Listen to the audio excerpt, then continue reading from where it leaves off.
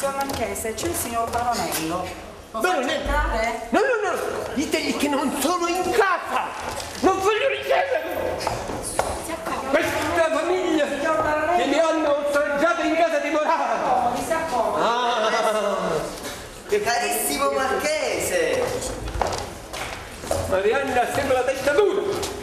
Mi fa piacere trovarla in ottima forma. Oh, mi difendo, Baronello. Mi siedo perché sono stanco. Sedete, io le sedie le tengo apposta proprio per sedere. Caro Marchese, lei sarà un po' sorpreso della mia visita dopo l'incidente del mese scorso in casa timorata. Quale incidente, scusi? Su via, caro Marchese, siamo sinceri.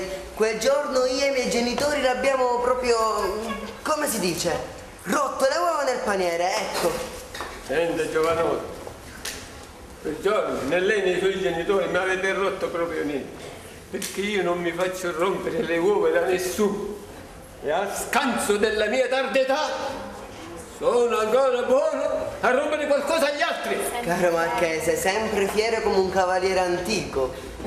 Va bene, Baronello, su, ditemi a che debbo l'onore della vostra visita. Sono venuta ad offrirle la possibilità di rifarsi del danno che involontariamente io e i miei genitori le abbiamo arrecato, capisce? A dire la verità, non capisco. Capirà.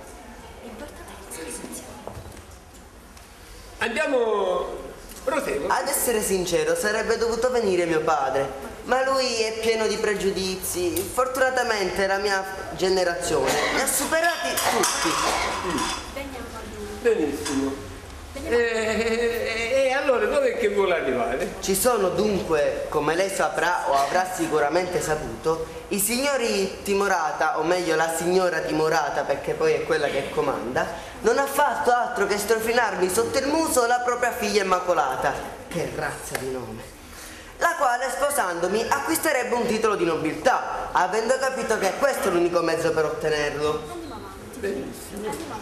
Quindi la signora Timorata vuol farmi sposare la figlia, pur sapendo che la posizione della mia famiglia è un poco scossa. Poco scossa. Diciamo che è un vero e proprio terremoto sussultorio ondulatore. Diciamo allora che non è allega. Su per giù, un po' proprio come la sua, caro Marchese. Baronello, siete venuti a casa mia per insultarmi? No, però mi scusi. Lei mi dice che sono uno spiantato ed io non posso dirle, caro collega? Va bene, prosegui. Ecco, proprio perché sono uno spiantato, io sono costretta a sposare la figlia di un volgare pescecane e di una volgarissima balena, che per il suo dispotico è un vero e proprio cavallaccio.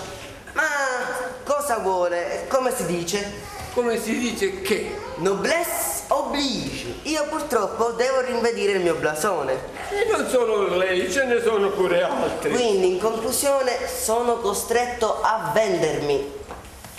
E fa bene dal momento che c'è che la compra. Sì, ma io voglio soltanto vendermi. Non intendo essere schiavo. Va bene, mi spiego meglio, caro Marchese.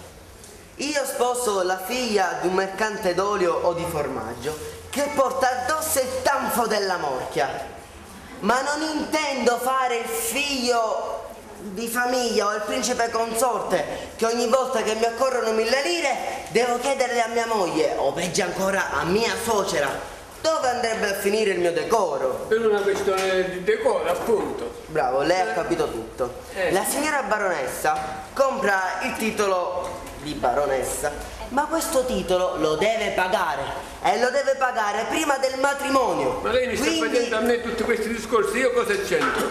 Bene, né io né i miei genitori possiamo dire ciò brutalmente, signori Timorata. Lei stesso deve capirlo. E siccome lei in fondo è un amico dei signori Timorata, potrebbe persuaderli e far loro capire l'importanza di un matrimonio con un nobile. Lei stesso è un nobile e sa benissimo le esigenze della nostra casta. Lei mi fa troppo onore.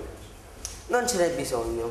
Piuttosto, quando si recherà in casa di Timorata? Allora, se ho ben capito, lei vuole 600.000 lire in unica soluzione per costituirsi un suo patrimonio più un vitalizio di lire 9.000 manzine. Pari a 300 lire al giorno. 300 lire al giorno, un pezzo di pane. Sì. Bene. Allora io poi se ci sono novità glieli farò sapere fino a casa sua, chiaro? Ok, io per il momento non le dico niente. Io vado, la osseguo. Al momento giusto saprò disobbligarmi. Salute. La osseguo, caro marchese.